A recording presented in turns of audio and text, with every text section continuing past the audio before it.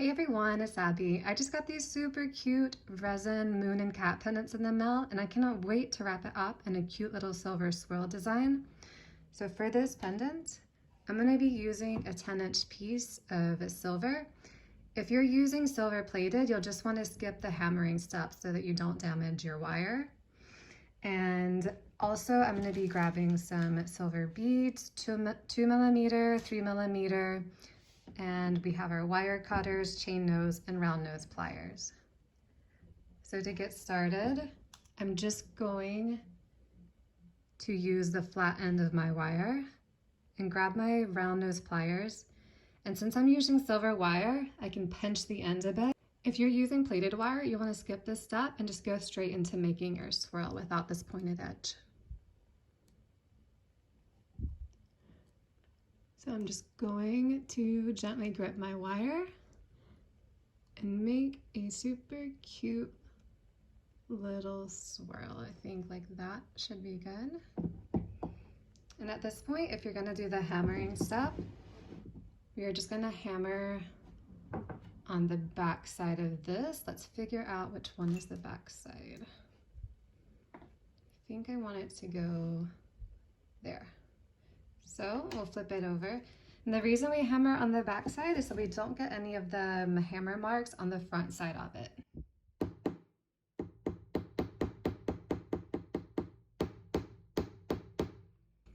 And what I like to do is I like to hammer a bit more just on this outside part to give the swirl a bit more definition.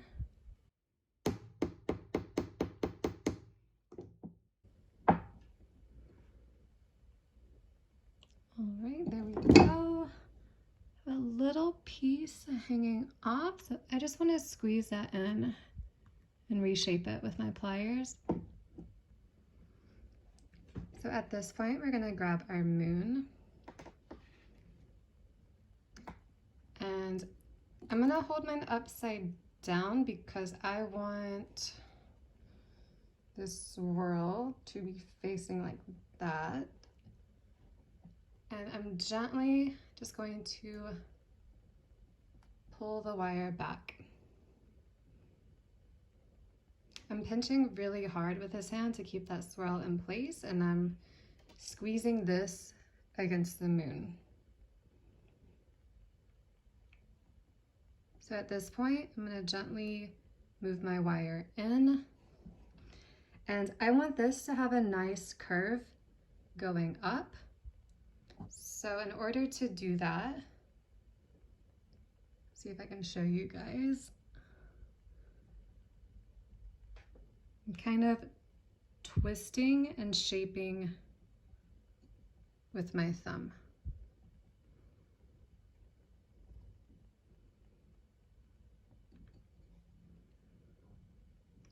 All right, now I'm going to do that one more time.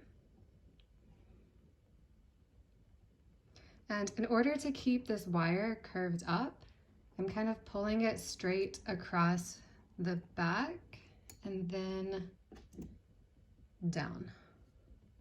So hopefully that keeps the curved angle, because at some points if you pull, it'll actually straighten out that curve that you just did. And once again, I'm going to shape the wire. As you can see, I turn everything whenever I do swirls. I love to shape it with my thumb and just get a nice curve going up. At this point, I'm going to add some beads, but you guys can do whatever you like.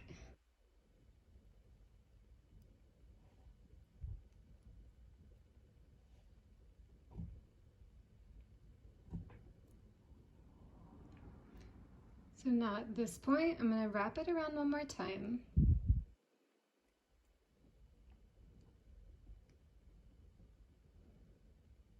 And I think I'm going to do like a little swirl this time.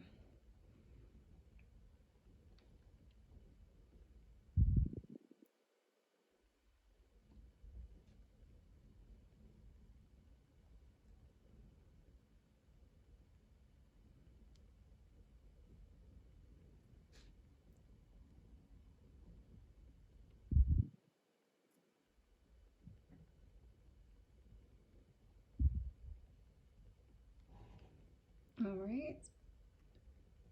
Pinching this to make sure that wire lies flat against the back of the pendant. And let me see, what do I want to do next? All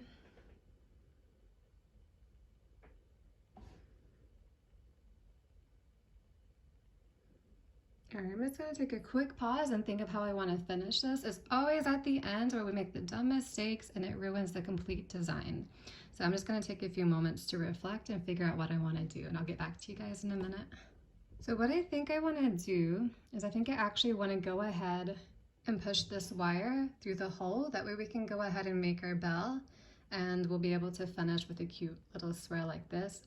If you want to go ahead and do your own thing, that's totally up to you. I highly encourage it, because just like you, I have no idea what I'm doing with this design. This is just a fun little free flip. This is just a fun little free flow. I can't talk today. So in order to shape this long wire into here, I'm going to put the edge, and I'm going to try to keep a big curve here. This will help from putting any creases and bends in the wire and like pulling it too hard and getting those weird little kinks. So I'm going to push with the back, pull, and then I am twisting up.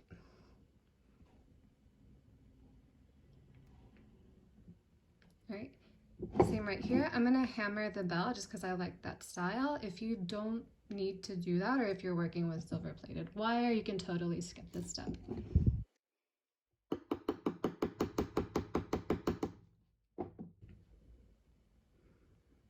As you can see, it just adds an extra little shine and yeah, a little shiny effect to it. So now I'm gonna start bending back with my fingers to shape the bell. If I need to, I'll use my round nose pliers, but I like to use my fingers as much as possible. I think that looks okay. Grab your chain nose pliers. We're going to hold that together while we twist the wire around. That's 2 times. And let's take a step back, take a look, and figure out how we want to finish this.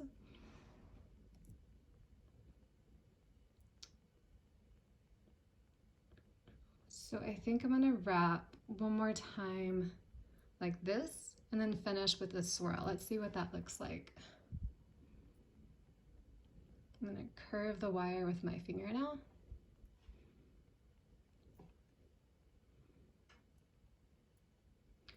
Wrap it around.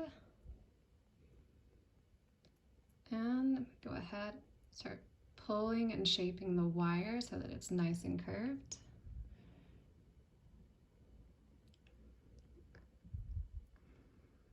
And I'm going to finish with a little swirl.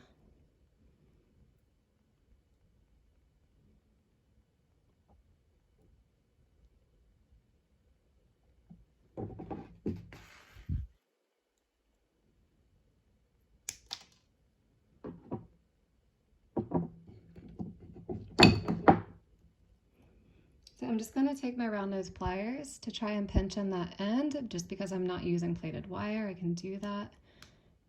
And then I will continue shaping it if I need to. I think that looks pretty good. Sometimes it can be harder to shape curls whenever you're finishing a wire. And the final step for me will be hammering. In order to do that, I'm going to bend this straight up, which allows me to hammer on the back side.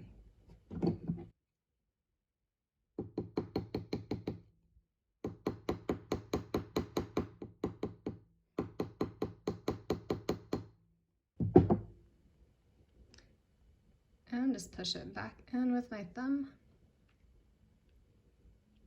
Since this is a resin pendant, I don't have to be as careful. If this was a actual mother of pearl shell, I would be a lot more aware and careful pinching these wires in to make sure that I don't put too much stress on the shell to break it.